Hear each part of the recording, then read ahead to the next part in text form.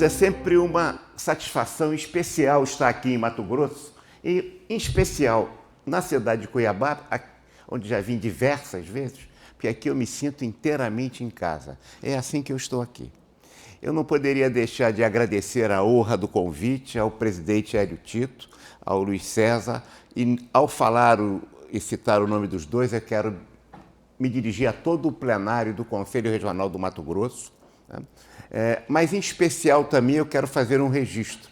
O desafio que Norma Sueli me colocou em relação a esse tema.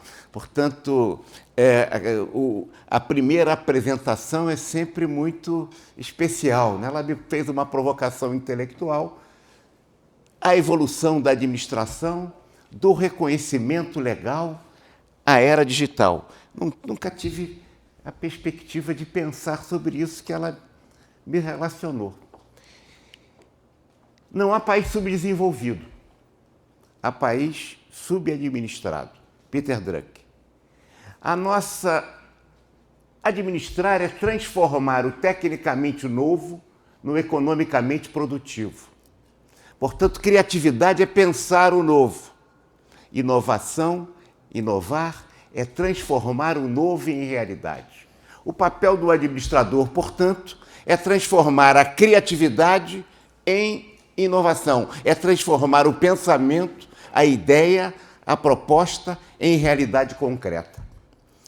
Poderia até dizer que um dos bons indicadores de desenvolvimento dos países, das sociedades em geral, talvez mais do que a renda per capita, do índice de desenvolvimento humano, etc., talvez seja o grau, o foco, a importância que essa sociedade dá à questão da gestão das organizações públicas e privadas.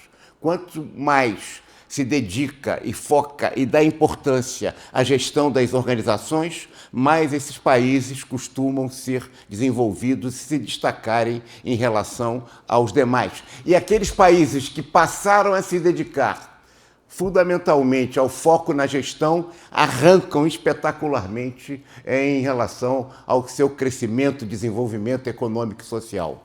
A nossa lei 4769 de 65 é o marco legal da profissionalização do administrador. Portanto, foi quando se regulamentou a profissão.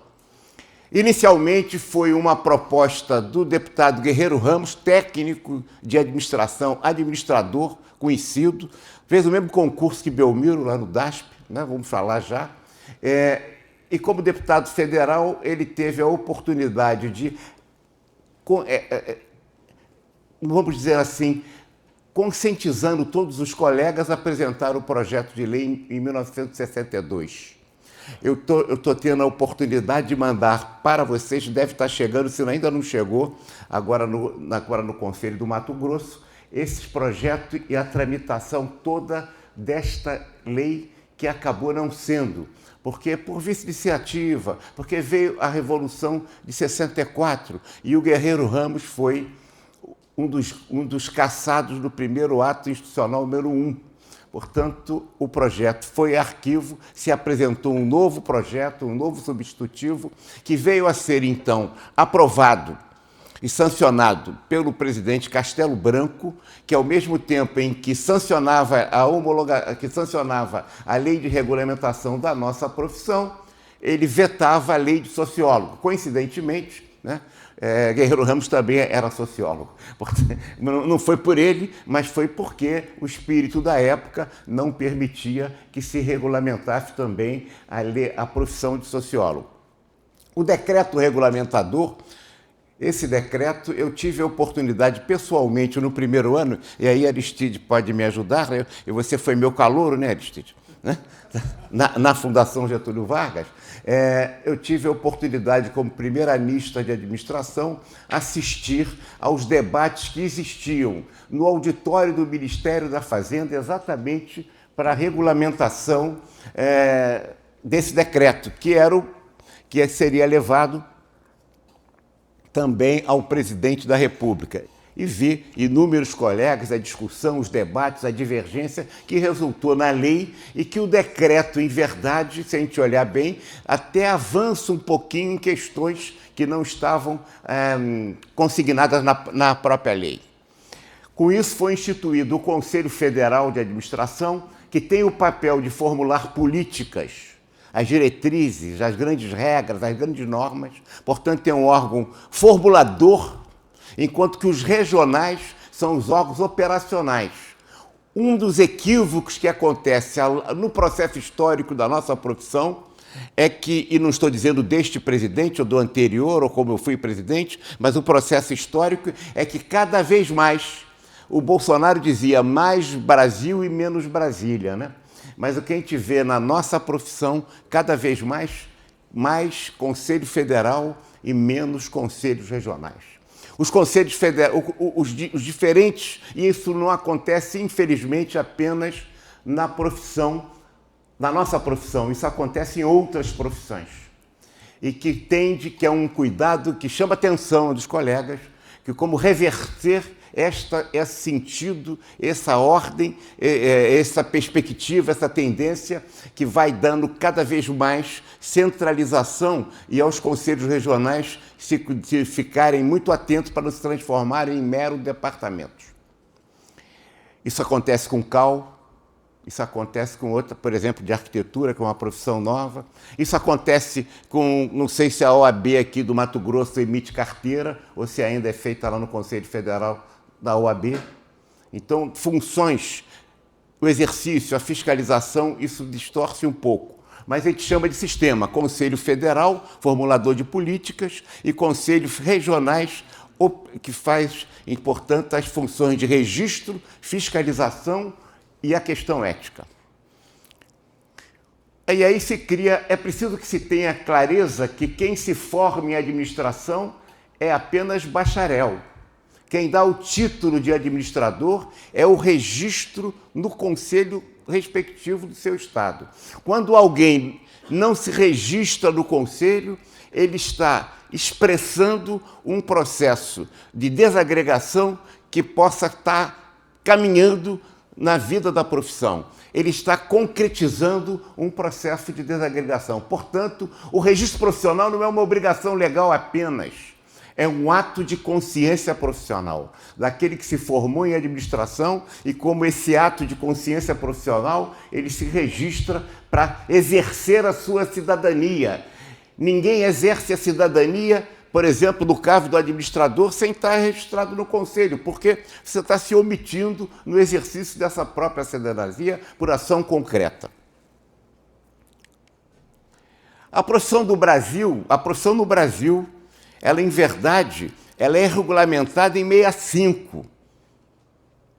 9 de setembro de 65, daí os 60 anos. Mas, em verdade, ela nasce no bojo da crise de 1929.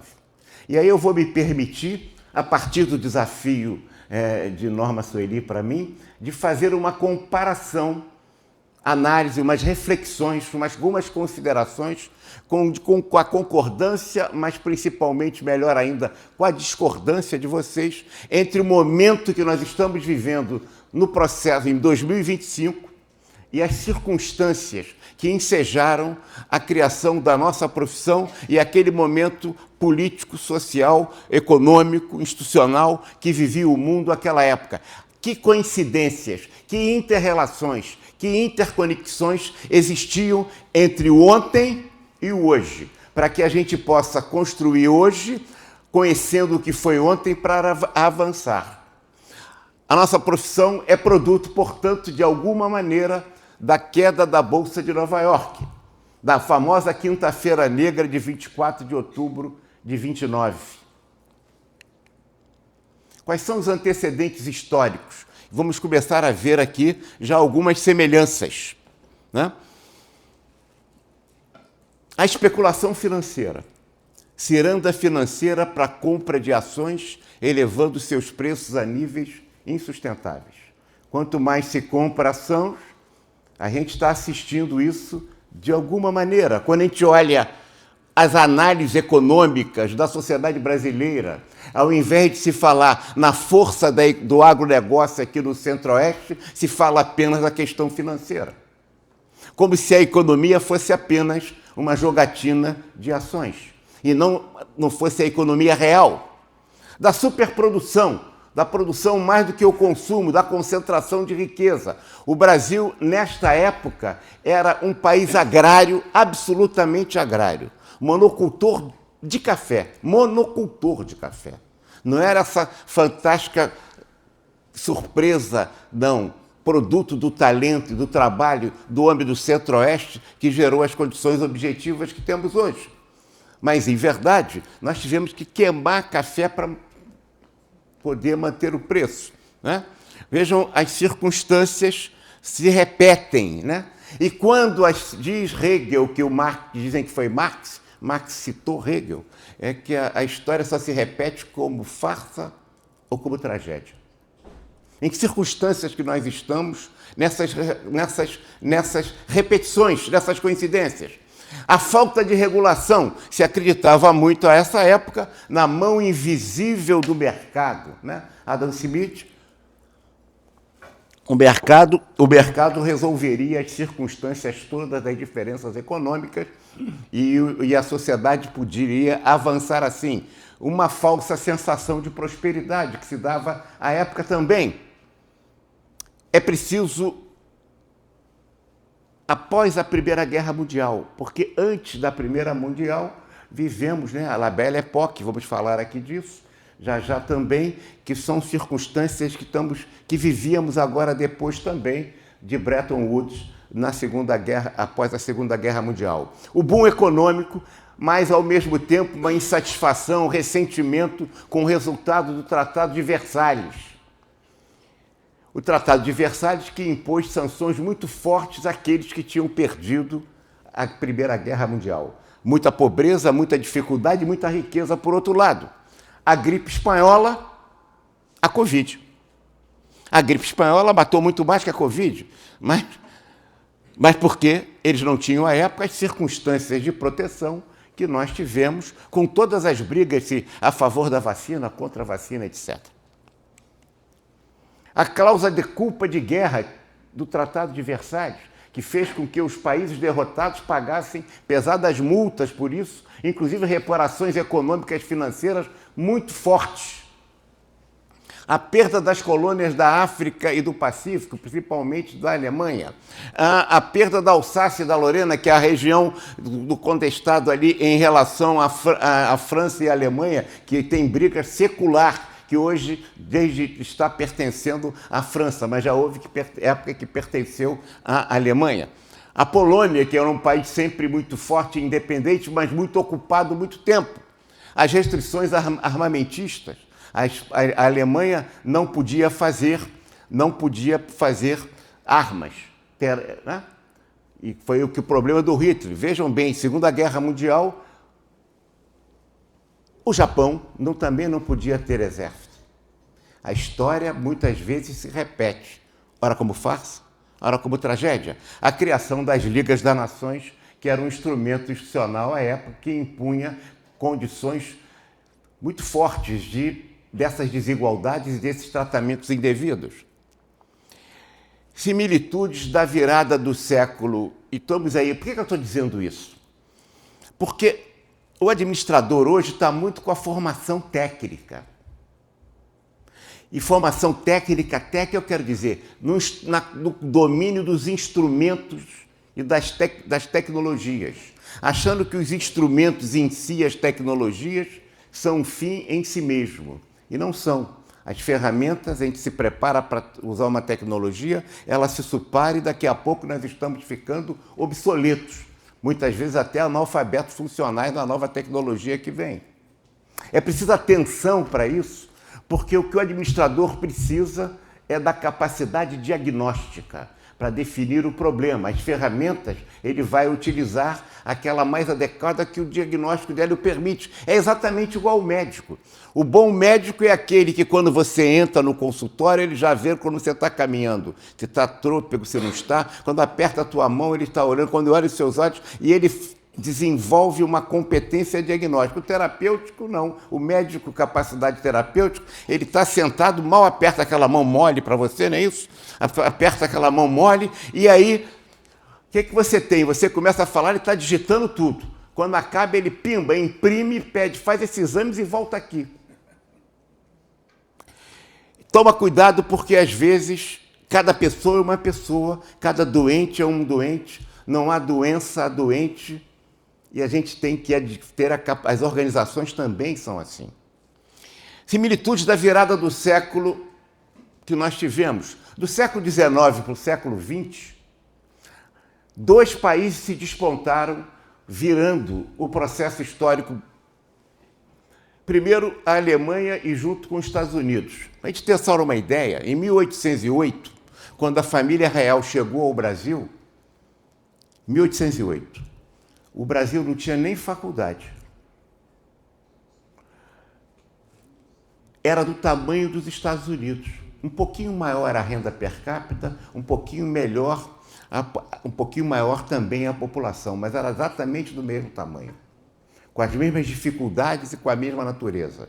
No final do século XVIII, do século XIX, 1900, os Estados Unidos já estava virando como um dos países mais importantes do mundo e o Brasil tinha aumentado a sua renda per capita em menos de $3. Estava analfabeto, ainda não tinha faculdade. Tinha, sim, aquela que o rei, como é que chamava? Dom João VI nos trouxe. Vejam que circunstâncias interessantes quando a gente fala dos cucarachos, né? A gente fala aqui dos cucarachos em volta, por que eles são tão países divididos e o Brasil ficou unificado? O Zé Murilo de Carvalho diz que uma das razões é que quando o jovem podia e tinha dinheiro para ser instruído, o pai mandava ele para Portugal. Do Iapoque ao Chuí. Quando ele voltava, ele continuava a aristocracia dominante do Brasil. Amigo do Iapoque ao Chuí, fazendo os mesmos lados. Qualquer semelhança com a situação de hoje é mera coincidência. Enquanto que eles fizeram, os cucarachos foram fazer as faculdades. Ainda o ano passado, Norma, eu fui fazer uma palestra na Universidade de São Marcos, no Peru. Ela é de 1551. A primeira universidade que o Brasil teve foi no século XX, em 1920. E não foi porque foi uma decisão nacional de fazer a educação. Foi porque a rainha Elizabeth da Bélgica, com o rei Leopoldo, seu marido, vinha aqui para fazer a belgo-mineira, né? E chegar aqui, mas tinha que dar um título de doutor honoris causa para o rei. E como é que fazia isso se não tinha universidade? Correram para fazer a Universidade do Brasil. Vejam, alguns séculos nos separam desses países, cada um ia fazendo, os países foram se dividindo. Essas circunstâncias é para a gente colocar a questão da educação. A Alemanha cresce, a Alemanha só faz fusão no final do século XIX. Antes era a Prússia, era um país dividido, né?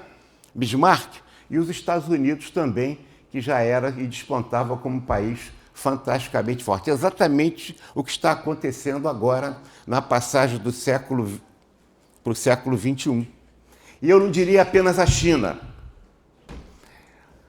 Eu diria também todo o poder asiático, que também é ignorado. E por que eu estou dizendo isso? Para a gente refletir, os participantes, os estudantes, os professores já sabem essas coisas, mas para que ele reflita sobre o mundo em que ele está vivendo e quais são as circunstâncias em que ele vai atuar como profissional de gestão. Não basta a ferramenta. Vocês sabiam que o Vietnã compra mais do Brasil do que a França? Não sabiam. Felizmente, um presidente da República, eu não estou dizendo, aqui não tem A, B, não tem política de Bolsonaro, de Lula, nada disso. Mas pela primeira vez foram ao Vietnã. Só que o Vietnã é mais importante que a França nas relações comerciais brasileiras. Que a Ásia compra 58% de tudo nosso? 58%. Então, as circunstâncias de relações no país tem que buscar os seus interesses, a gente tem que contrabalançar entre essa briga aqui de hoje. Mas essas circunstâncias vão continuar, porque hoje, do século XX para século XXI, quem desponta não é apenas a China, quando se fala tanto. A gente não fala no Camboja, a gente não fala no Laos, a gente não fala na Índia. né? Que cada vez mais está crescendo espetacularmente e que vai ter que ter relações muito próximas de um Brasil que é completamente afastado da Índia, com um mercado de 1 bilhão e 400 milhões. Aliados da Primeira Guerra, a França, o Rio, etc., aqui, só para ter uma ideia, né? O paralelismo e similitudes da crise de 29, excessiva prevalência da economia financeira sobre a economia real. Exatamente o que é que manda hoje? A economia financeira e as big techs, né? E a gente tem que falar a questão do capital e do capitalismo. Como é que se coloca isso no conceito de capitalismo? Com essas poderosas big techs, porque menos de 30 fundos financeiros no mundo dominam o mundo. A economia total, não é a economia real, né? As organizações estão a serviço dos seus acionistas. Elas não estão a ser... Nós, professores, ensinamos que o cliente é Deus, né? Que temos que agradar o cliente. Tá certo. A gente sabe que é uma relação do Pai, o Filho e o Espírito Santo, né? O cliente, o colaborador e o patrão. Quem é o patrão hoje nas organizações? O patrão é o rentista, é o dono das ações. Normalmente, nas organizações complexas, ele não está nem aí para a empresa que faz o produto. Às vezes ele nem sabe onde a empresa está, nem que negócio faz. E aí só se vê como investidor. Essa lógica da economia real ser cada vez mais sugada pela economia financeira muda o papel e a compreensão que nós, profissionais de administração, temos que ter para gerir as organizações. Como é que a gente vai fazer diante desse tipo de confronto e de realidades e de paradoxos? A gente precisa encantar o cliente para que a gente possa, cada vez mais, ter mais renda para o acionista. A aplicação financeira rende mais do que investimento produtivo.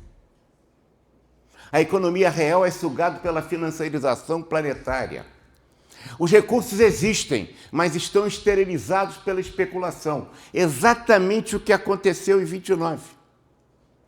Essas são as circunstâncias que nós temos. A financiação é uma bola de neve que alimenta a si próprio, mas que não cria riqueza. Quem cria riqueza é o trabalho, é a produção e a economia real. A crise de 29 é a crise de 2008, que é a crise que nós estamos vivendo ainda, que é a crise do capitalismo. Capitalismo que é muito recente na história da humanidade. Ele, de fato, ele vem... O que tinha era capital, mas o capitalismo vem das revoluções industriais do século XVIII.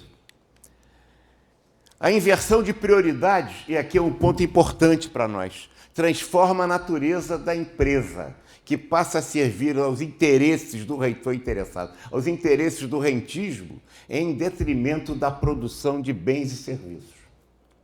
Os bens e serviços é para justificar os ganhos financeiros. Uma bola de dinheiro nada produz, só mais dinheiro. E aí os superstars empresariais.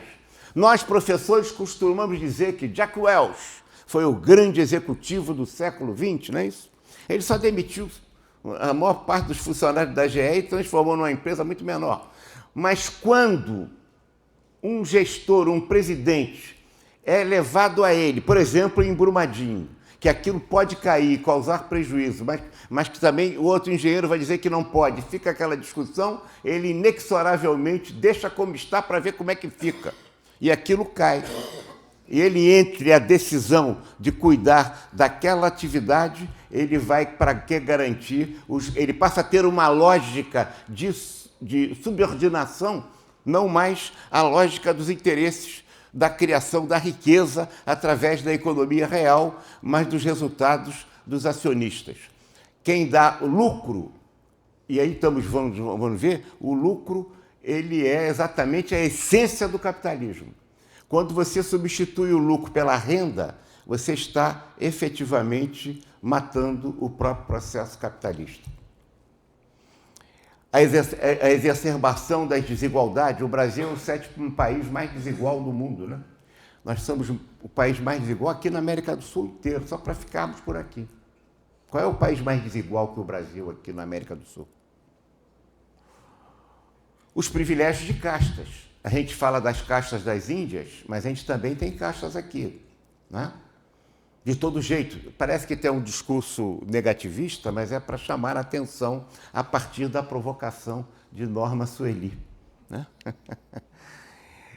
Crise de 29 e 25. Governo Herbert Hoover e governo Donald Trump. Coincidências inacreditáveis. O Herbert Hoover foi presidente dos Estados Unidos entre 29 e 33. Mas antes ele foi um longo secretário de comércio nos Estados Unidos, por anos seguidos, 8 anos, e depois presidente. Antes dele, antes da Primeira Guerra, a Belle Époque. Depois dele, da Segunda Guerra Mundial, Bretton Woods. Quem fez tarifaços, hein? O Donald Trump, o Herbert Hoover também. Por exemplo, fez tanto tarifaços que indignou os canadenses, sempre aliados deles, a tal ponto que na eleição que houve à época, o partido mais anti-americano venceu a eleição no Canadá. O que aconteceu agora? A mesma coisa. E vejam bem, os tarifaços, não só, mas as deportações e prisões de latinos imigrantes culpados pela crise. Esse era o discurso, exatamente pré-29. A visão, o nacionalismo. Isso é só nos Estados Unidos? Não, estou falando do mundo inteiro, porque isso gerou repercussões no mundo. Hoje nós estamos vivendo uma coisa interessante. O Bolsonaro diz assim, Brasil, como é que é? Acima de tudo. Não é isso? E o Lula vem, aí vem o Trump diz, Make America Great Again, não é isso? Acima de tudo, aí são os Estados Unidos. E agora o Lula diz assim, o Brasil é dos brasileiros. Se a gente olhar o que eles estão dizendo, é exatamente igual, tudo farinha do mesmo saco. Exatamente igual. Posições exacerbadamente nacionalistas e absolutamente contrárias ao interesse de uma sociedade globalizada e que se desenvolva. E a gente pensa que é só isso. Não é. A visão mercantilista nas relações internacionais. Hoje se pensa como se fosse, né, exatamente o dono de um imóvel que eu estou comprando e vendendo. Uma visão de mercantilistas, como se a sociedade mundial não fosse muito mais complexa. A mesma coisa acontecia nessa época de Herbert Hoover.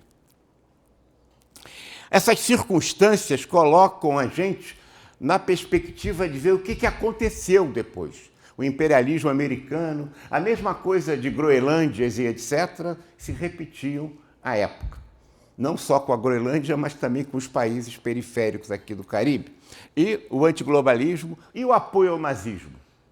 Talvez se surpreendam. Um dos livros mais importantes que li, efetivamente, foi o primeiro livro de administração que eu recebi, presente de meu pai, que é o patrono, né, o Belmiro Siqueira, que me honra muito, mas ele me deu um livro que o livro em inglês não é tão bom quanto em português, porque ele é traduzido pelo Monteiro Lobato, que é o livro do Ford, Henry Ford, que é um livro fantástico, né? Que ele bota, o Ford foi um grande, só que ele financiava a Hitler. Na mesma época. Vejam bem que coisa interessante, né? Mas naquela época, os Estados Unidos, pelo sistema político que tinham, que mudou, impediu esse tipo de candidatura. E ele tentou diversas vezes ser candidato a presidente e foi barrado pelo partido. O que hoje não acontece mais. Mas, ao mesmo tempo, vivíamos isso no Brasil? Vivíamos. Getúlio, Revolução de 30, estamos chegando aqui na nossa realidade, vocês estão pensando, esse cara está maluco, está falando de coisas que não tem nada a ver, mas só tem, olha bem, Getúlio exatamente tinha um grupo ligado ao Hitler e um grupo ligado aos Estados Unidos. Ficava o meu coração balança, ora para um lado, ora por outro. A mesma coisa nós tínhamos então disso aqui, que era a Grande Depressão de 29, gerou a maior crise econômica, política e social da história do capitalismo. Quais serão as repercussões da crise de 2025 de Donald Trump? Quem viver, verá. É só nele? A crise reflete a ideia de que situações difíceis ensejam oportunidades para o crescimento e a transformação. Disse, né, que a crise é um momento de acerto ou de erro. O que nós vamos fazer com a crise? A crise de 29 gerou a Segunda Guerra Mundial. O que vai acontecer com a crise de 25? Governos totalitários em todo o mundo em 29. De direita ou de esquerda. Se você pegar uma ferradura, se você pegar a extrema-direita bem lá e pegar a extrema-esquerda bem para cá e for colocando ela no final do horizonte, elas vão se aproximando e ficam, quase que viram uma ferradura. Se você olhar bem, a extrema-direita e a extrema-esquerda acabam fazendo as mesmas coisas e falando exatamente as mesmas coisas. E é sob essas circunstâncias em que se dá a polarização no Brasil também, hoje, mas também naquela época. Talvez poucas pessoas saibam aqui que Dom Helder, uma das figuras mais icônicas do que o país já teve, e o mundo mesmo, era integralista nessa época. Portanto, vinculada a Hitler, a Mussolini. Ele mudou. Mas quero dizer que a sociedade ela é polarizada e os discursos ficam muito semelhantes, muito parecidos, né? Mas tem uma característica dominante em todos esses países, em todos esses estados totalitários que existiram na época. Todos eles tinham foco na aplicação dos princípios da administração científica. E são nessas circunstâncias que a nossa profissão surge no processo histórico. E vamos ver, todos, de direita ou de esquerda, a polarização política, partidos totalitários, governos totalitários, governos de extrema-direita, de extrema-esquerda, governos democráticos, autoritários. Vocês vejam, Herbert Hoover foi muito autoritário nos Estados Unidos, mesmo sendo uma democracia. E Franklin Delano Roosevelt, depois que resolveu o problema também era um governo autoritário, nas circunstâncias em que se tinha à época. Lenin dizia que, e Stalin seguiu a mesma linha, que o comunismo é o soviete mais eletrificação, para o Tito, que gosta muito de eletrificação e de energia. O que era o soviete? Os grupos de trabalho, a integração, a questão de administração. A literatura nossa trata pouco da contribuição que os grandes autores da administração, da administração científica inicialmente, e depois de recursos humanos com a pesquisa de Hawthorne, com Elton Mayo, etc., tiveram nesses regimes totalitários todos. Não se trata por exemplo, planejamento estratégico era coisa de comunista, que a gente falava até pouco tempo no Brasil. Veja bem, isso é muito engraçado. Isso era o princípio básico dos grandes autores, mesmo desses grandes autores da administração científica. Planos quinquenais, etc. Orçamento, então, né? Nem se pensar. Quer dizer, então, vejam, esse país de esquerda, extrema esquerda. Aí a gente vai para o nazismo e o fascismo, que tinha com relação a Ford e Hitler uma relação muito grande, uma aplicação muito grande. Não é à toa que ele fez o Volkswagen, não foi o Ford que fez o Volkswagen, claro, foi o Porsche. Mas por quê o carro do povo? Mas também a aplicação para o Hitler, para o Lenin era a estrada, para o Hitler foi rodovias. Até hoje as grandes rodovias feitas por Lenin, por Hitler, na Alemanha, estão sendo utilizadas. Ou são a base de grande parte das ferrovias que eles têm lá. Era questão de gestão. preocupação com gestão, com administração científica, e aí Salazar, que ficou muito tempo também, Salazar que tinha mais uma visão de gestão contábil, né? Que é muito parecida com o que o Brasil tem hoje, que o custo do controle é mais caro que o risco. O país não se desenvolve tanto quanto se devia, mas era um país rigorosamente com as contas em dias, né?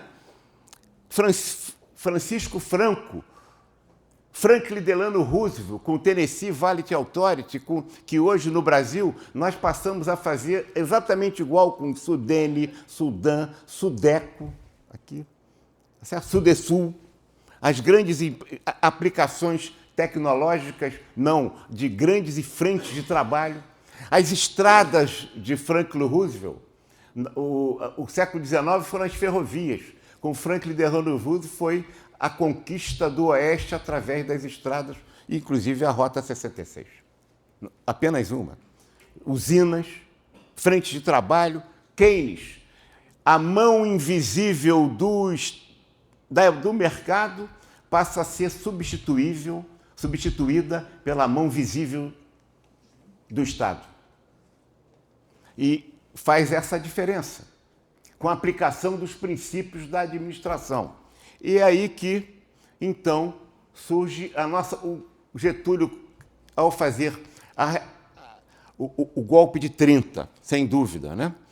A Revolução de 30, e depois, logo a seguir, o Estado Novo, que foi uma ditadura muito dura que o Brasil teve, mas esse grupo, ele mandou muita gente para o exterior para estudar, aprender, e criou em 1938 o DASP, Departamento Administrativo do Serviço Público, que é um decreto-lei, claro, uma ditadura do Estado Novo, de 30 de julho de 38. Este é o nascimento formal da profissão de administrador. Portanto, quando a gente fala em 60 anos, nós estamos falando apenas na regulamentação da profissão. E eu não estou dizendo que não existe administração desde que o homem é homem que saiu da caverna, né? Moisés, o Jetro, que falou para ele, filho, que você não faça assim, você divida o povo em 10.000, dê um chefe, assessor. A Bíblia trata muito bem disso.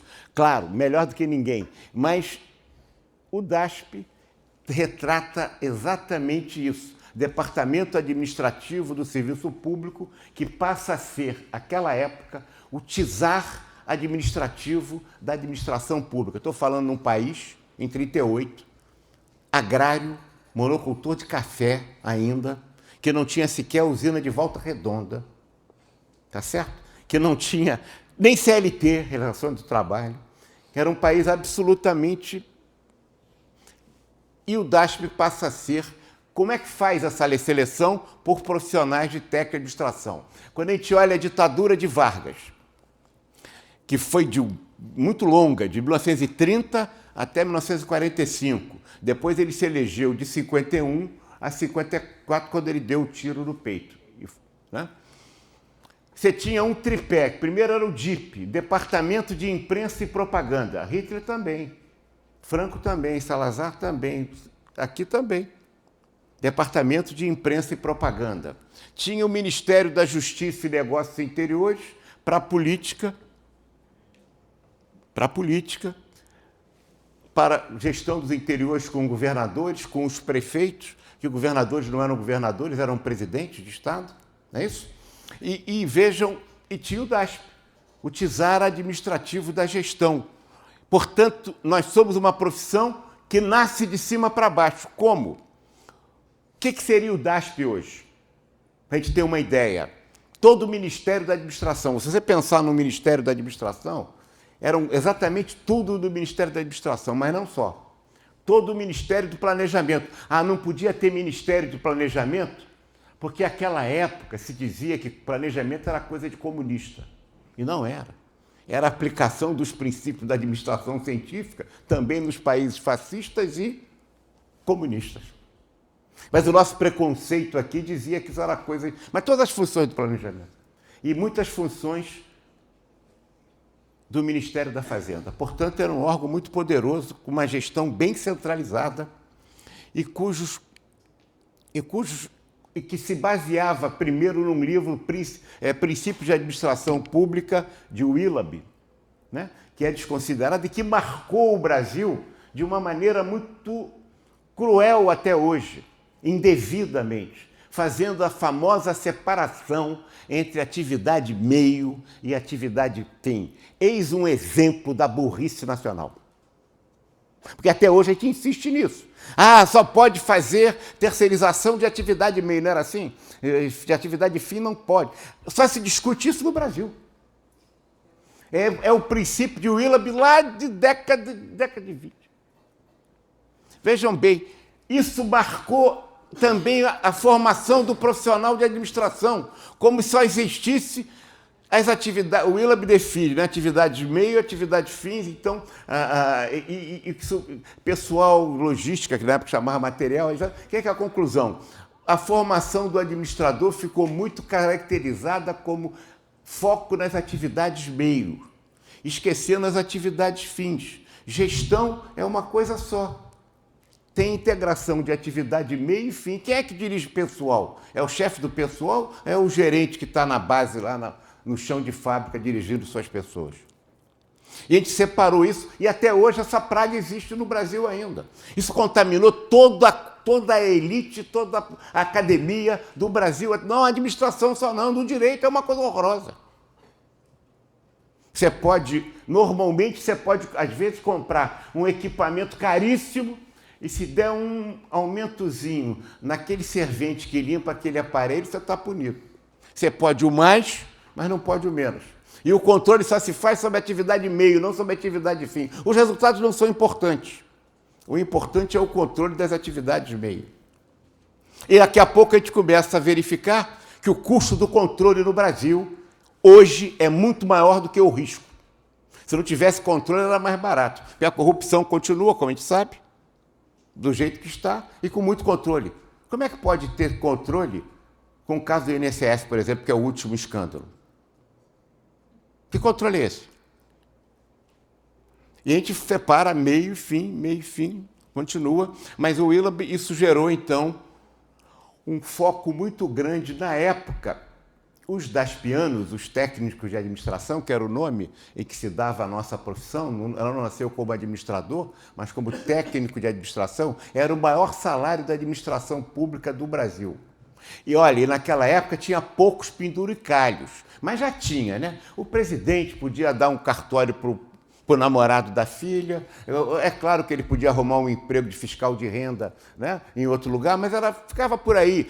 Aqueles penduricários da época eram realmente de uma ingenuidade comparáveis aos penduricários de hoje, que perpassam a administração pública de forma escandalosa. Só a administração pública ou também a administração privada? Porque as circunstâncias em que nós temos dos privilégios no nosso país indicam exatamente o contrário. Nós temos castas, né? Eu vou dizer uma coisa que hoje no Brasil, felizmente, e vocês aqui do Centro-Oeste são um exemplo disso, ao contrário, como mudou o Brasil. Mas eu era estudante em 67, na Fundação Getúlio Vargas, viu, com você lá, e entraram 2 vacas sagradas para dar palestra. Vou fazer uma coisa aqui que nem sempre, que não pode ser simpático. 2 vacas sagradas, um da extrema esquerda e o outro da extrema direita. Um era Santiago Dantas, professores da Fundação, da IBAP, e o outro era Glaicon de Paiva. Glaicon de Paiva era o intelectual da direita, que foi o grande intelectual que consubstanciou as ideias para a Revolução de 64. E eu, garoto, olhando aquilo, sabia quem eram os dois, sentei pequenininho, sentei na frente, porque senão não era auditório bonito como esse, não, era tudo lá na Fundação. E eu fiquei na frente. Aí o Glaicon de Paiva, da direita, falou assim: meus filhos, o empresário brasileiro é um híbrido roedor. Tem a voracidade dos ratos e a coragem do coelho. Ele quebra como pessoa jurídica e fica mais rico como pessoa física. Aí eu fiquei, caramba, esse cara é da direita? O que é isso? Garoto, né, no movimento estudantil, aquelas coisas. Né? Aí, do outro lado, estava o Santiago Dantas. Meus filhos, a elite, enquanto elite, não cumpre o seu papel. Mas o povo, enquanto povo, esse cumpre o seu papel. Eu falei, esses caras estão falando a mesma coisa. A época estava. Hoje mudou muito. O Brasil é muito diferenciado hoje. Mas muito do que eles disseram lá atrás, para aquele estudante, jovenzinho, são absolutamente realidade em muitas coisas ainda. Não é à toa que todo mundo paga 27% de tributo e quem ganha lá vai pagando, não paga nada. E só para falar de tributo, o sistema tributário brasileiro é absolutamente injusto, né? Em qualquer país minimamente civilizado. E não é à toa que nós somos a 10ª economia do mundo e o 7º país mais desigual do mundo. Essas são as circunstâncias das nossas organizações. Mas o DASP gerou a profissionalização da gestão pública, com esse grupo de elites altamente qualificados. Por quê? Porque eles não tinham emprego. Ou casava com filha de pai rico, ou ia ser padre, né? Seguia a vida religiosa intelectualmente, ou como é que fazia? Então, fazia concurso para o DASP, que era o maior salário da administração pública. E ali você atraía, a prova era oral, escrita e com defesa de tese. E você atraiu para aqueles quadros a inteligência nacional. Logo a seguir adiante, não foi na mesma época, surgiu o Instituto Rio Branco, no Itamaraty. E você tem figuras, por exemplo, na nossa profissão desta época, como Celso Furtado, que é consagrado mundialmente como grande economista e que era especialista em OIM. Portanto, quando a gente fala em teoria de departamentalização, é preciso consultar. Aliás, a Biblioteca Digital do CRA do Rio de Janeiro tem os artigos do Celso Furtado sobre teoria, né, por propósito, área geográfica, clientela. Conhece essa história? Celso Furtado, em 41, escrevendo isso. Por exemplo, né, Roberto Campos já foi para o Itamaraty. A elite buscava essas opções de governo porque não tinha. Veja, era um país agrário monocultor de café. A CLT é de 43, né? E a Siderúrgica Nacional de 42, ou seja, é o inverso. Mas você profissionaliza a gestão e a iniciativa privada. Você tem o conceito de administração direta e administração indireta que começa a se aplicar. As autarquias, as grandes autarquias, que funcionavam junto com a administração direta. Hoje é tudo uma porcaria só. É uma confusão completa. As empresas públicas, as sociedades de economia mista. E para não ficar nesses detalhes, só para ilustrar, em qualquer país do mundo civilizado, só existe fundação privada de direito privado. O Brasil é a única exceção. Tem 3 tipos de fundação. Fundação privada de direito privado, algumas. Fundação pública de direito público e fundação pública de direito privado. E fundação privada de direito público. É uma confusão danada. E a fundação virou o quê? Não tem nenhuma vantagem da autarquia, não tem nenhuma vantagem das fundações. E a gente fala em fundações, em autarquias, em empresas públicas, hoje, mas naquela época elas funcionavam, isso arrancou o Brasil para níveis de desenvolvimento muito grandes, graças ao profissional de administração, que normalmente não é reconhecido. Nós tivemos como profissão um papel inacreditavelmente forte no desenvolvimento do país. O orçamento, por exemplo, primeiro orçamento brasileiro feito no DASP.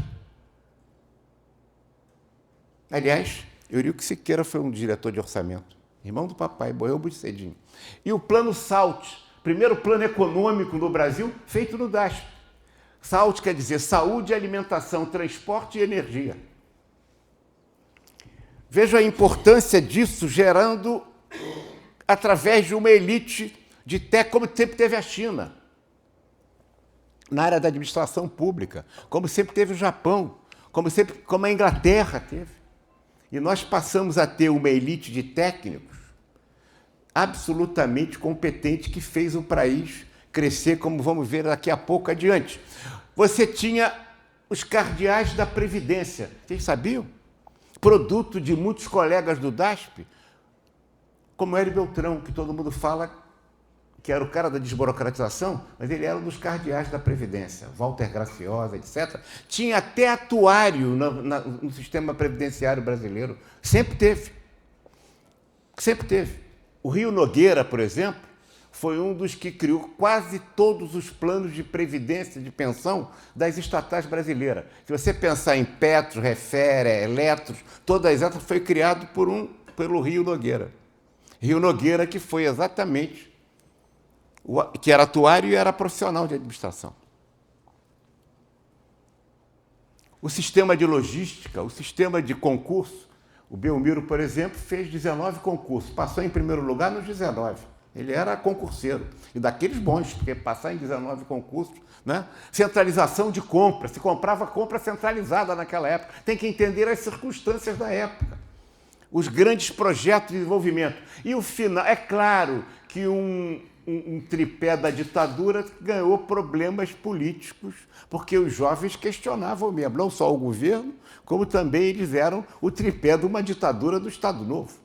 Mas o último momento importante para a nossa profissão como técnico de administração foi o governo Juscelino, com os 5 anos em, gostemos ou não, estamos a favor ou não, mas 50 anos em 5 com os grupos executivos. Por exemplo, GEA, Grupo Executivo da Indústria Automobilística, Grupo Executivo da Indústria Naval, Grupo Executivo da Indústria... E aí a transferência da capital do Brasil, do Rio, Bela Cap, para Nova Cap. Você tinha sempre colegas profissionais técnicos de administração. Por exemplo, o da transferência da capital foi simplesmente o pai do prefeito César Maia, filhinho do Epitácio Maia, depois diretor da Klabin. Então você tinha um quadro de muito desenvolvimento em relação a isso. É claro que o GEAS foi em compreensão do Juscelino que a burocracia oficial tinha dificuldade. Então ele criou os grupos executivos. Hoje se cria grupo de executivo para fazer nada. Dizem que quando se cria um grupo é para fazer quer fazer um cavalo e transforma num camelo, né? A origem da profissão, portanto, ela nasce de cima para baixo. Isso é preciso que a gente compreenda. Ela tinha um papel de uma elite intelectual de grande responsabilidade que teve uma contribuição. Se estudar o estudo da Previdência Social com os cardeais da Previdência, a gente vai ver que a Previdência Social no Brasil não foi essa bichórdia que a gente tem hoje, que não tem nem atuário lá. Para que atuário? Depois veio a instituição da Fundação Getúlio Vargas. Quando estava acabando o Getúlio, né? O Getúlio Vargas acabando o governo quando acabou a Segunda Guerra Mundial, se questionou a figura dele, né? Se bem que ele quisesse com queremismo, né? Bota o retrato do velho, bota no mesmo lugar, né? O sorriso do velhinho, faz a gente trabalhar. Mas aí ele cria um decreto-lei de novo, da ditadura, 44, Fundação Getúlio Vargas. Foi aí que nasceu a Fundação Getúlio Vargas, aquele decreto ali, decreto-lei, tá certo? Que foi de 44, mas ela começa a operar depois, mais adiante. Com o nome para fazer o quê? Economia? Não, ela é famosa pela economia, pela ciência política, etc., mas ela nasceu para a organização racional do trabalho. E quem é que foi para a Fundação Getúlio Vargas? Os técnicos do DASP. Inclusive o Belmiro. Todos, né? Diretor-geral do DASP é o primeiro presidente da Fundação Getúlio Vargas, Luiz Simões Lopes, que fica lá até morrer em 94, com 90 e poucos anos. Você conheceu. Tá certo? Veja bem, o diretor-geral do DASP, de 38 a 45, tá certo? Do DASP, é o que se transforma em presidente da Fundação Getúlio Vargas, até morrer em 94. Sempre com foco em administração. O crescimento da Fundação mudou um pouco isso, mas a instituição dos serviços de aprendizagem. Estamos aqui a organização disso sempre se valiam dos profissionais de gestão. Administradores, técnicos de administração. A gente pode ver os nomes de todos eles nas instituições SESC, SENAC, SENAI, etc. O Instituto de Previdência, IAPC, IAPT, não foi isso? Foi. Tinha um técnico de administração chamado Nazaré Teixeira Dias, que conheci bem, porque ele nos deu uma entrevista, inclusive uma palestra antes de falecer no Conselho Regional do Rio, que ele nos admitiu. Ele foi quem fez a reforma administrativa, o Decreto-Lei 200, famoso, que era um decreto-lei que previa, inclusive, a autonomia do Banco Central. Foi revogado 2 anos depois pelo Costa Silva, em 69, pelo Decreto 900, que negócio de Banco Central autônomo. Conhece essa história? Isso já vem de longe, O que o Nazaré disse? Ele que fez a fusão em 66, como técnico de administração do DAS, dos institutos de previdência, achando que alguns eram mais ricos que outros, um mais desenvolvido que o outro. Então, para fazer igual, juntou todos num só. Deu no que deu. Ele falou, eu errei. José Nazaré Teixeira, um grande profissional de administração, um grande colega nosso dessa elite de profissionais que nós tivemos. Vejam que estou falando aqui de coisas de repercussões muito grandes na administração, que, infelizmente, os cursos de administração pública nem sempre tratam disso. Por exemplo, a gente imitou a ENA, criando a ENAP. Deu no que deu. O que é aquilo? Uma coisa é a ENA, da francesa, a Escola Nacional de Administração da França. Não, o DASP era o centro de aperfeiçoamento do DASP, para treinar os quadros dirigentes daqueles que exerciam transitoriamente os cargos de gestão. Tinha que passar pelo centro de aperfeiçoamento. Exatamente igual aos Estados Unidos com o FEI, que era o Federal Executive Institute americano. Porque esse modelo francês, para o Brasil, não tem jeito. Por quê? A ENA, se você olhar os últimos anos todos, quem são os primeiros ministros da ENA, inclusive o atual, os presidentes e os primeiros ministros, quase sempre, tá certo? Quase sempre são oriundos da ENA francesa, à exceção do Mitterrand e do Sarkozy. O Mitterrand deu certo e o Sarkozy está praticamente preso. Mas o resto é tudo oriundo da ENA. Você acha que o Brasil tem condições disso? O próprio Macron é oriundo da ENA, o atual. Então, tinha outro conceito de que quem exerce função de chefia tem que ter um treinamento gerencial. Depois a formação acadêmica, a primeira escola, que nós somos formados lá, a EBAP, Escola Brasileira de Administração Pública, em 52, a EASP em 54, sempre com o apoio da ONU, da Comissão Fulbright, que eram estudos muito importantes, institutos que bancaram econômica e financeiramente esse desenvolvimento no Brasil. E aí veio a luta pela regulamentação da profissão, que se deu, então, em 65. Como o Guerreiro Ramos foi na primeira lista de cassação, ele acabou indo para os Estados Unidos, nessas relações que nós tínhamos, porque era a Comissão Fulbright e a Universidade da Califórnia do Sul, que bancavam a Fundação Getúlio Vargas. Ele foi a convite do professor Frank Sherwood, que tinha sido presidente do FEI americano, onde ele ficou a vida toda até morrer, Guerreiro Ramos. Os últimos livros dele são, inclusive, escritos em inglês. Alguém tiver ideia ou quiser consultar a biblioteca digital do CRA do Rio, propaganda aqui, viu, Tito? Vocês podem ver que também tem, inclusive, o último livro dele, que para mim é o melhor todo, que é A Nova Ciência das Organizações. Que é um clássico, foi o último livro que ele fez antes de morrer. A luta pela regulamentação da profissão, depois a criação dos sindicatos e federações. Tive o prazer de participar da primeira negociação sindical da nossa profissão, em 1977, com a Companhia Siderúrgica Nacional. E hoje, infelizmente, o movimento sindical está muito esvaziado, não só no Brasil, mas como no mundo também. A autorização dos sindicatos administradores para poderem participar dos acordos de dissídios, etc., que era proibido, porque nós éramos vistos como como sindicatos de profissionais liberais e não de empregados. Então, que é uma discussão que se faz hoje. A nossa profissão é de empregado, a nossa fiscalização se faz muito em cima de empregados. Mas é isso mesmo? Como é que faz isso?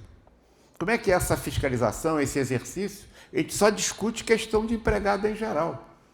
Mas naquela época também se discutia isso. E nos excluíam de fazer negociação sindical. Depois, a mudança do título de técnico de administração foi uma luta importante. Tito certamente participou disso, que é a Lei 732 do governo Sarney, em 1985. E aí o milagre brasileiro, e nós tivemos, concluindo esse processo primeiro, que a gente precisa considerar. Eu estou falando em 1930 para ser simbólico, mas em verdade a partir de 38. Entre 30 até 1975, a crise do petróleo de 73, 74, estou pegando 75 como símbolo. O Brasil foi um dos países que mais cresceram no mundo. Nós viramos o milagre brasileiro junto com o milagre japonês. Independente de ditadura militar ou de ditadura do Vargas, de governo eleito de muitos partidos, 13 partidos à época, não 40, ou do partido do sim e do partido do sim senhor, ininterruptamente. O Brasil foi um dos países que mais cresceu, era o milagre brasileiro. Quem consultar a literatura da época vai ver isso. Cresceu, cresceu, cresceu, cresceu. A partir de 75, com a crise do petróleo, até 2025, nós crescemos que nem rabo de cavalo. As exceções são aqui no agronegócio. Mas o crescimento do Brasil, como média, é absolutamente como rabo de cavalo. É um crescimento pífio. E daí as taxas de desigualdade. E daí, vejam, tivemos condições de crescer ininterruptamente, com todos os sistemas, com todos os governos que a gente criticava à época, ou não, ou elogiava, mas agora, com todos os governos, o crescimento do Brasil são taxas absolutamente ridículas em relação às nossas necessidades. Esse é um desafio que se coloca para os jovens administradores muito grande. Como pegar esse bastão e proceder de novo a um processo de ascensão e de crescimento do país. E vamos então entrar agora na hora para a finalização da crítica, sempre considerando os dois aspectos. E olha aqui, ó. Imagina que você tivesse em 1025. Viu, Aristide? Você tivesse em 1025. E você fosse fazer uma previsão 30 anos depois, 1955. Você vai acertar certinho naquela época. Agora, imagine hoje, 2025. E você projeta 30 anos. A possibilidade de imprevisão e de erro é brutal. Mudou muito. Portanto, se todos nós fôssemos infinitos, né, tudo mudaria em 30 anos. Mas como somos finitos, muita coisa que existe hoje ainda estará presente. Daqui a 30 anos. Meus amigos, a tecnologia avança à velocidade da luz, mas a mentalidade das organizações avança à velocidade do carro de boi. Há uma distância enorme entre aquilo que a organização diz que é e o que ela é de fato. Há uma enorme distância, um gap, uma defasagem enorme entre a tecnologia que ela usa e as práticas que vitejam no mundo das organizações. As organizações são morais? Não, as organizações não são morais, mas também não são imorais. Porque a moral habita um reino. As organizações não habitam o reino moral, as organizações habitam o reino econômico. Querer moralizar a organização é cometer o mesmo erro de Marx, que quis moralizar a economia e quebrou a cara. Qual é o preço moral de uma saca de soja, hein? Que aquele preço não pode passar, não econômico, moral, que não deveríamos vender a mais. Qual é o preço moral? Qual é o preço moral de um barril de petróleo? Qual é o preço moral de um quilo de café? A economia é que dita, ou não é? Então a gente tem que ter outras formas de controle, que isso é outra conversa para outro momento, mas a organização hoje, colegas, é o reduto autoritário da sociedade brasileira. É a organização que discrimina o negro, é a organização que discrimina a mulher, é a organização que discrimina o portador de necessidades especiais, é a organização que discrimina o homossexual, LGBT, tudo mais, tudo que você quiser. É a organização que dá concretude ao preconceito. E a pior coisa que o preconceito pode fazer com uma pessoa é fazê-la ser exatamente igual àquilo que o preconceito diz que ela é. Portanto, quando a gente faz uma regra, uma norma, uma política, define uma ação na organização, a gente precisa entender que atrás de que ideologia está atrás daquela ferramenta. Porque a ferramenta não é sempre neutra, ela está a serviço de ideologias. Que ideologia nós estamos consagrando na organização? E a inconsciência da defasagem faz muitas vezes para os jovens, achando que as organizações estão muito melhores do que era. Não, agora elas estão piores porque elas são mais longas, aumentou cada vez mais a distância entre a tecnologia que ela dispõe e essa ela acha que ela é a melhor do mundo e as práticas que vicejam no cotidiano delas. Então, a consciência, se a gente não tomar consciência desse gap, a gente vai cada vez mais fazer a distância entre o discurso de uma coisa e da outra. A dignidade humana é uma questão de permissão social. Que permissão social as nossas organizações estão dando nas relações de trabalho hoje? Porque a gente acha que tem uma tecnologia avançada, julgamos que estamos mais capacitados a praticar os princípios maiores da humanização, das organizações humanizadas, das relações melhores, e não estamos. O anacronismo das organizações fala do novo, mas pratica o velho. A sociedade brasileira é pródiga em dizer e o fazer, entre a palavra e os gestos, entre a teoria e a prática, entre os valores proclamados e os valores reais, para falar em Anísio Teixeira, mas não, tem que falar em autor americano. Então, teoria esposada e teoria de uso de Crisardes. E quando a gente fala em SWOT, a gente acha que está sendo novinho. A gente só esquece que isso é de Kurt Lewin em 1940, sem citar o autor. O tal do SWOT aí que eu não aguento. Quando começa a falar de SWOT, mas é ótimo instrumento, claro. Mas e aí? Faço o que eu digo, mas não faço o que eu faço, não é isso? Ah, sim, os professores podem corrigir as provas com inteligência artificial. Temos um grande professor aqui de inteligência, mas os alunos não podem praticar, desculpe aqui a questão, mas os alunos não podem usar a inteligência artificial, não. Isso aí, me diga uma coisa dessa. Como é que é isso? Quer dizer, por que o professor pode e o aluno não pode? Por que a escola não tem que mudar e utilizar esse instrumento de inteligência artificial do celular, inclusive em especial, que é a prótese existencial do homem moderno? Não há hipótese de você viver sem essa porcaria desse celular. Virou uma prótese. Como é que você quer livrar o aluno da porcaria da prótese? Em nome do desenvolvimento da educação. E ainda acham que são moderninhos, né? Eles estão consolidando o anacronismo, o atraso. E a sociedade brasileira é retardatária no processo histórico. Não é à toa que universitários formados são analfabetos funcionais nesse país.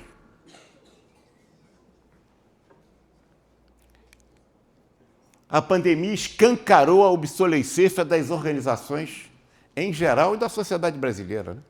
O ouro da biodiversidade, olha a nossa biodiversidade, a economia de carbono, né, que é realmente um outro mundo, né? A gente sabe hoje que não se trabalha mais apenas com a extração e o uso, mas a extração e o uso e o descarte.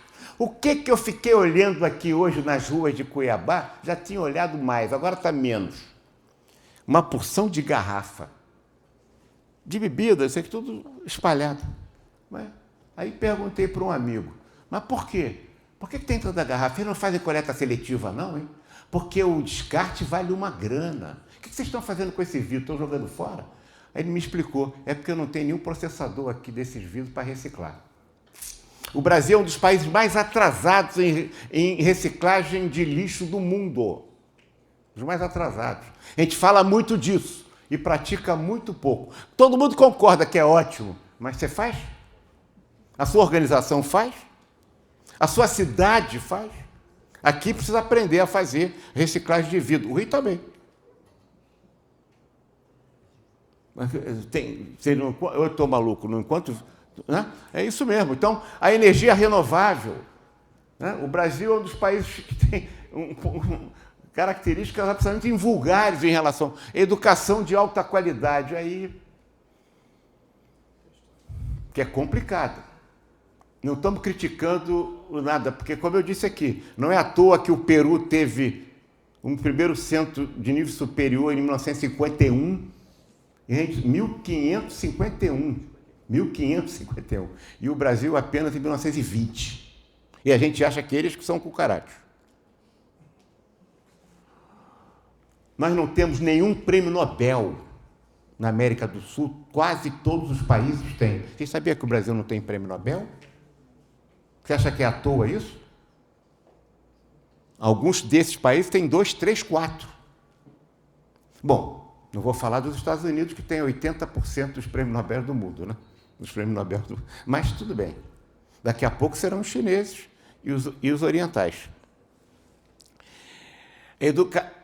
Pesquisa e servilismo científico e tecnológico. Mostrou bem isso, né? A gente... Graças ao agro, a gente conseguia fazer vacina para o gado, mas não conseguíamos mais fazer vacina como fazíamos antes para as pessoas da Covid. Não foi isso? Foi. Nós fomos o único país do BRICS que não fez vacina.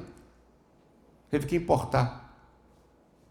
É a pesquisa, o servilismo científico e tecnológico. A gente vai no currículo Lattes, né? A gente vai ver que a maior parte das pesquisas ali são de ciências sociais. É importante, claro, mas caber das pesquisas efetivamente. A batalha da evolução, na quarta revolução industrial, está em curso, mas o Brasil está fora dele. Até a Covid, só 2% das empresas brasileiras tinham alguma coisa de economia 4.0. Agora melhorou um pouquinho, eu não tenho os dados de hoje. Não sei quanto melhorou, porque até pouco tempo nós estávamos discutindo se o 5G tinha que ser chinês, para comunista, ou finlandês ou americano, não era isso? E até hoje a gente não tem o 5G, e não tem mesmo. Basta de sair lá da sua terra, que é São José dos Campos, que ela é uma super... Isso aqui é uma ofensa, porque ela se sente muito mais cuiabana do que... É verdade, não é verdade? Mas basta sair de São José, da cidade de São Paulo, pegar qualquer estradazinha, já não tem sinal. Isso é um negócio do subsídio. Veja bem, a gente tem toda a onda aqui da Amazônia dependendo de um cara. Se o cara quiser cortar isso, um tal de Elon Musk, a gente fica às escuras.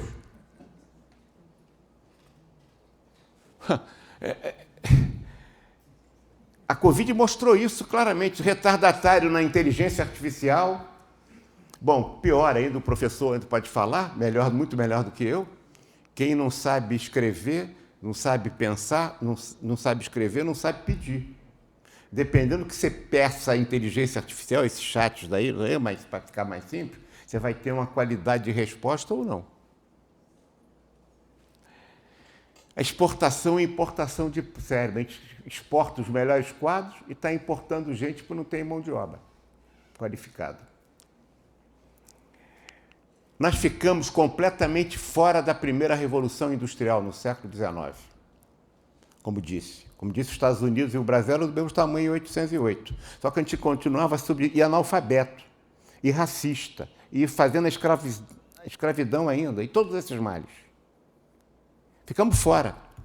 Apesar de ter um imperador que falava diversas línguas, intelectual brilhante, mas que analfabetizou o Brasil.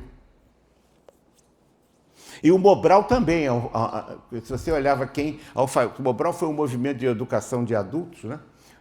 Que também não funcionou naquela época. No Mobral, tinha mais analfabeto com a ação do Mobral do que alfabetizado. E temos um número de analfabetos brutal, sem falar nos analfabetos funcionais, que são piores.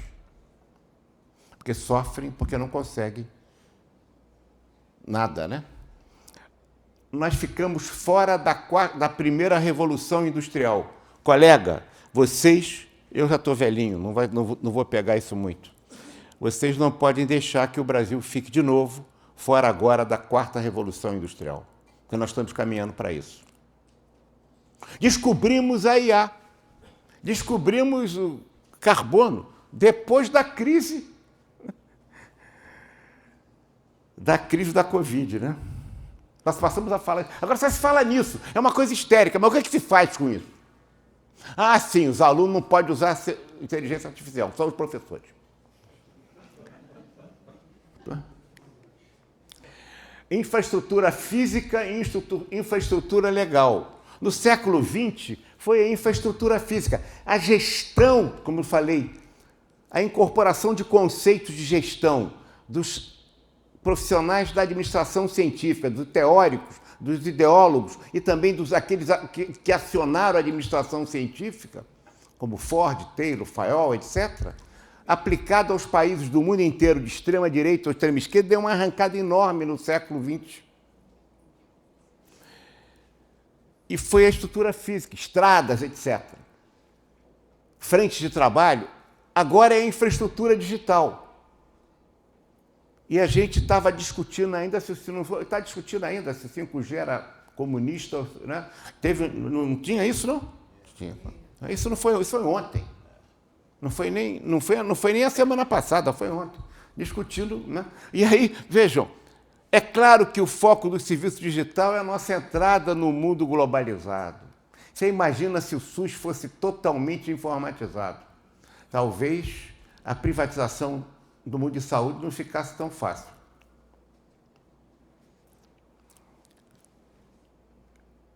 A gente precisa ter uma estratégia para informatizar o Brasil e, em função dessa informatização, fazer, tá certo?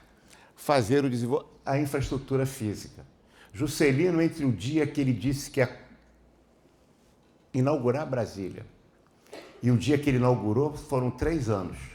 Nós estamos fazendo uma transamazônica aí há 50, né? Isso é inacreditável. O cara criou uma cidade em 3 anos. Ah, foi isso, foi, mas foi ou não foi? Foi. A mesma circunstância se dá. Então, investir forte tanto na infraestrutura física quanto na digital. A gente está muito atrasado em relação a isso. Essas estradas, essa forma de caminho nosso, melhorou.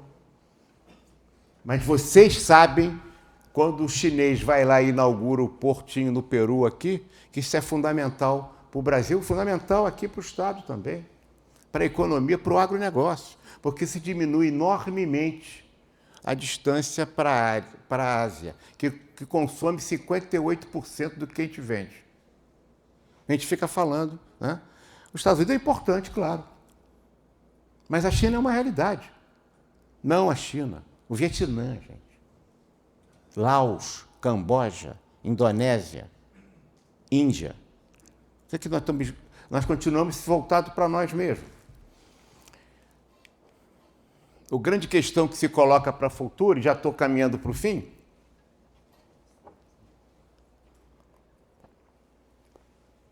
para nós profissionais de administração, é a predominância mundial. Quem vai prevalecer? A Inglaterra dizia no século XIX, XVIII, que ele era tão poderosa, que o sol nunca se abatia, né, onde estava o Império. Né? Na virada do século, estava pedindo dinheiro para os americanos. Ganharam a Primeira Guerra Mundial para dar o apoio americano quando eles colocaram as indústrias de avião dentro da França e ganharam a guerra. Na Segunda Guerra Mundial, de novo.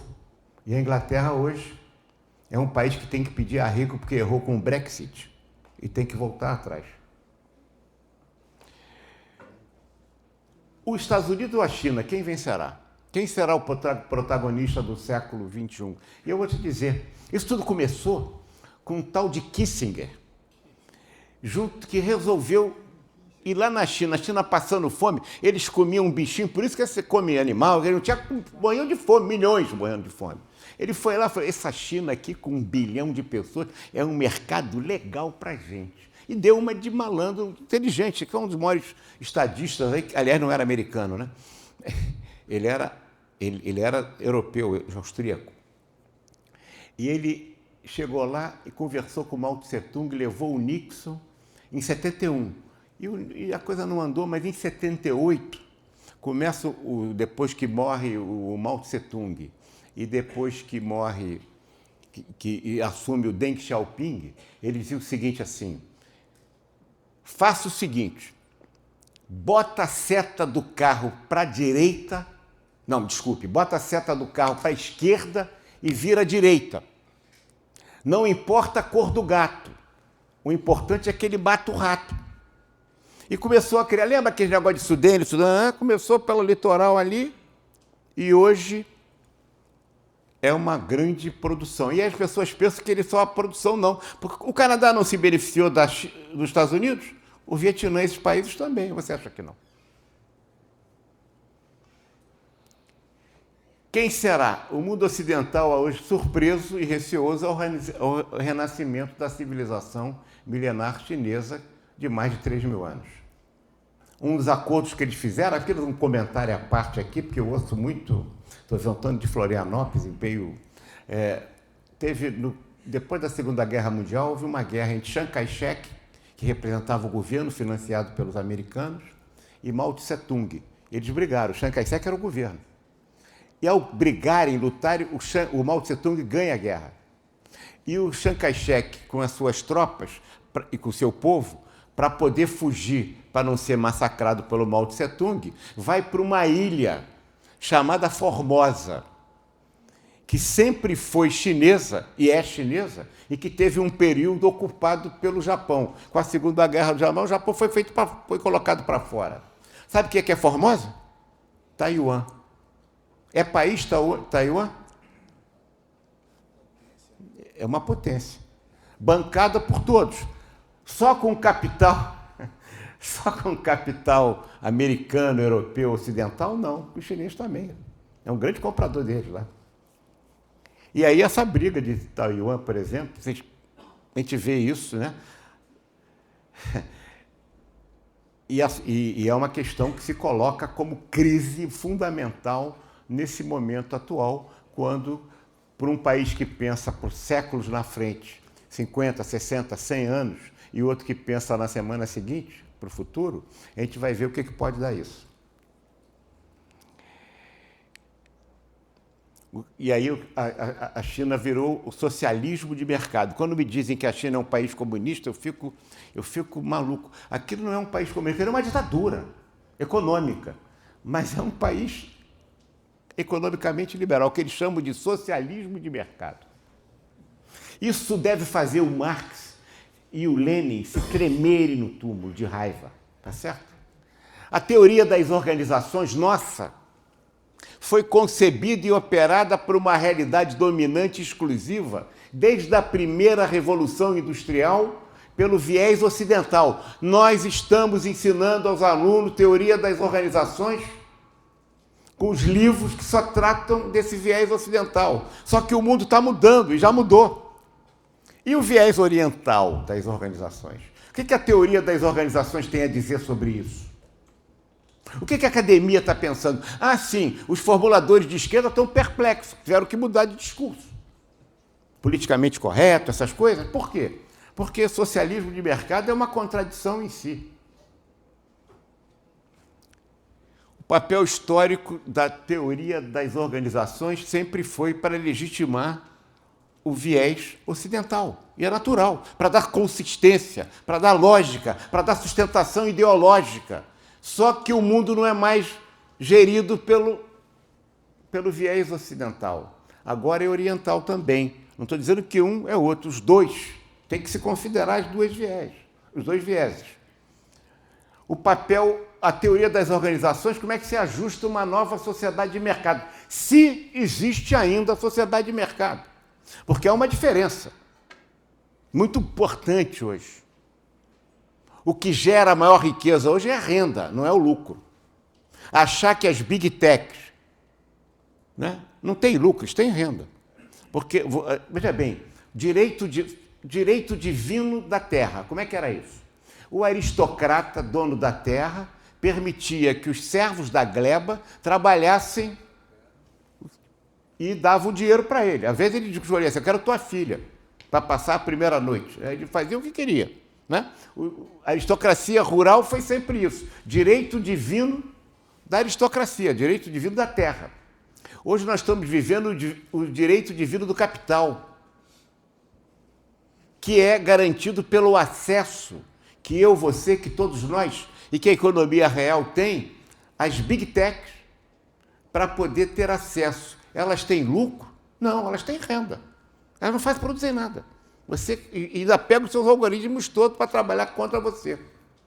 Então, o que coloca em crise não é o capitalismo. Você tem capital, mas o capitalismo está morrendo. Apesar de todos os conceitos equivocados que Marx formulou naquela época. Não está morrendo pela forma como ele fez. Porque hoje é capital que você tem. É a renda que gera. O que eles produzem? Você, para ter capitalismo, tem que ter, né? Para ter lucro, que precisa ter lucro para ter capitalismo. Você tem que ter a produção, tem que pagar os empregados, pagar os empréstimos, as máquinas, etc. E o que sobra é o lucro. Agora não, você entra lá, pagou. Não pagou? Pagou. E elas dominam, inclusive, o sistema político. Estamos vivendo exatamente isso. Portanto, o capitalismo está numa crise muito séria, a partir de 2008 e agora com essas circunstâncias. Vocês vão viver isso há alguns anos ainda.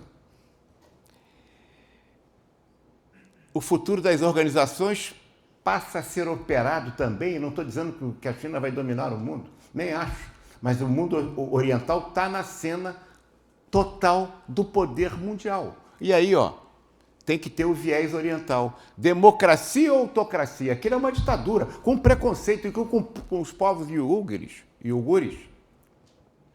com o problema do Tibete. Eles têm problema de ditadura do partido único. A diferença é que a Índia é uma democracia, hora de direita, hora de esquerda, que está crescendo também. É o mundo oriental. Essa realidade os brasileiros precisam acordar para isso. A diferença entre a China ditatorial,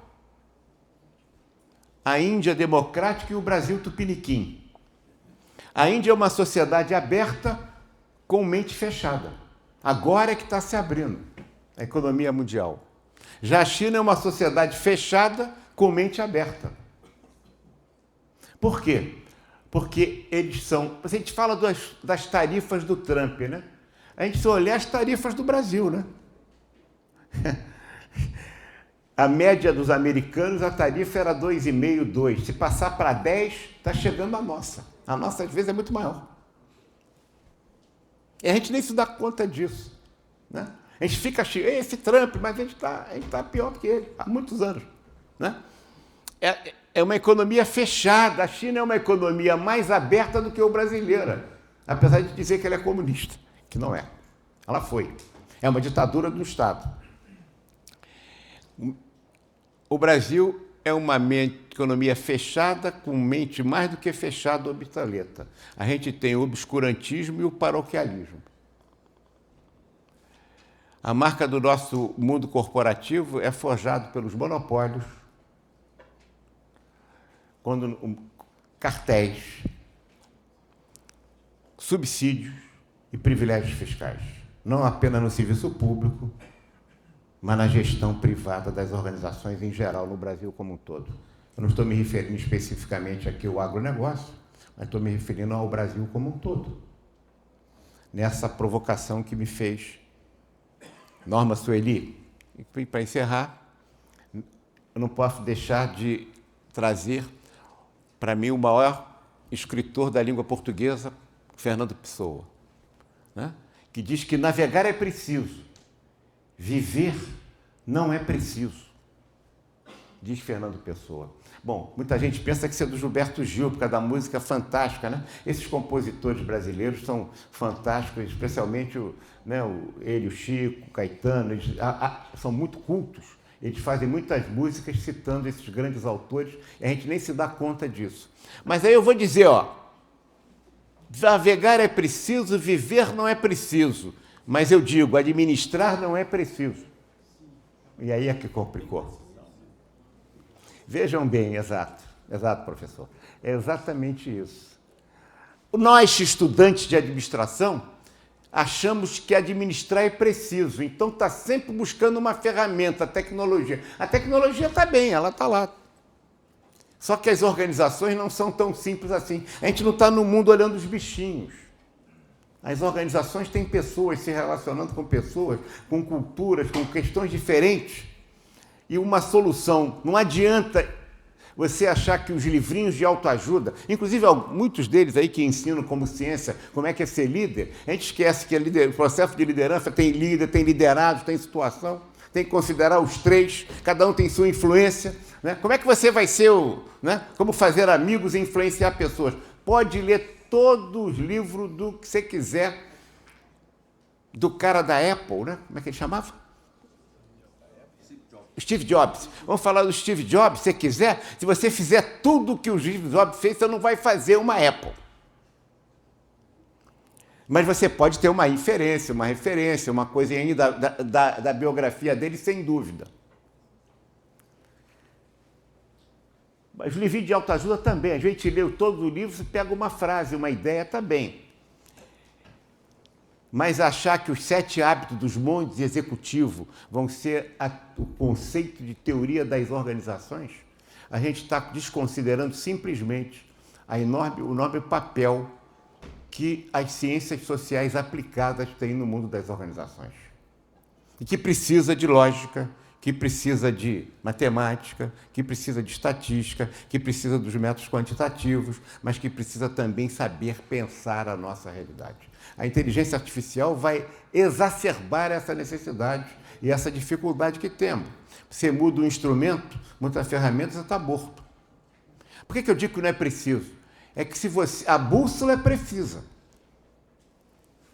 mas administrar vai depender dos liderados, da situação, das circunstâncias. Portanto, vai depender da capacidade diagnóstica, como iniciei aqui falando dos médicos.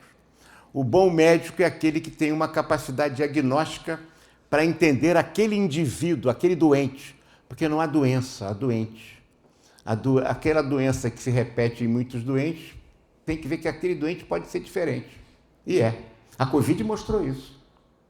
É verdade, se a gente for ler uma bula de Novalgina, a gente não toma nenhuma Novalgina. Porque pode morrer, porque pode. Tá certo? A vacina também pode. Um país que já foi campeão, no regime militar, inclusive, de vacinação, hoje tem níveis pífios de vacinação, o que é um equívoco enorme. Não é à toa que matamos aqui com a Covid 700 mil pessoas.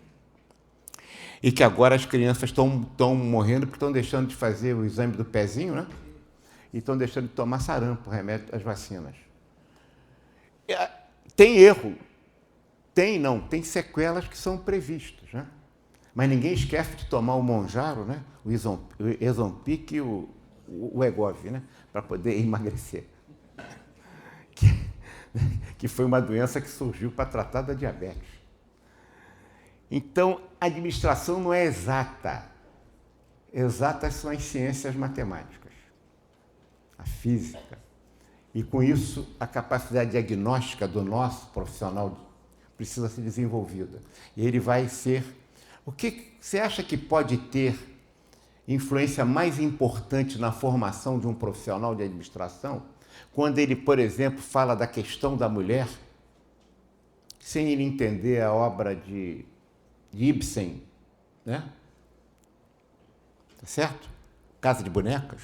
Ou você pode entender a globalização sem entender a obra de... Como é que é? Shakespeare. Então você tem a cultura, ela é fundamental para nós profissionais de administração. Nós trabalhamos no mundo de ciências sociais e temos que incorporar esse ambiente. Para isso, desenvolver a nossa capacidade de aplicar melhor as ferramentas. Porque senão a gente vai virar com essas ferramentas exatamente aquilo que Carlitos criticou no filme Tempos Modernos, quem não viu ainda deve ver, que o camarada ficava apertando o parafuso o tempo todo, né? Apareceu uma moça com aquele botão e foi querer... A alienação que o uso da ferramenta faz vai nos repetir Tempos Modernos.